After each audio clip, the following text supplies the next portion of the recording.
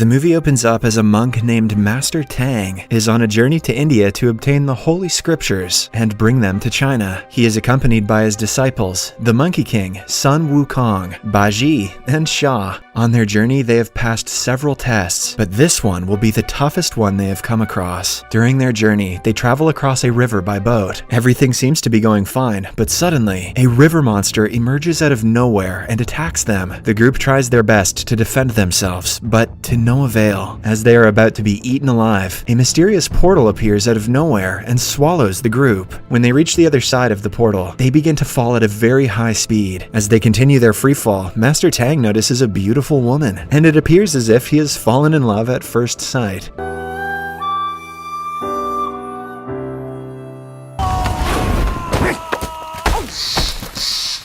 But before the group can decipher their location, the beautiful woman approaches them and inquires if they are men. Tang, who at this point is completely smitten, responds yes, but the woman walks away with only a smile. Shortly after, she arrives at a large kingdom, which is inhabited by only women. From the ministers to the workers, doctors to the librarians, everyone is female. Moreover, the beautiful woman is revealed to be the queen of the kingdom, which they refer to as Womanland.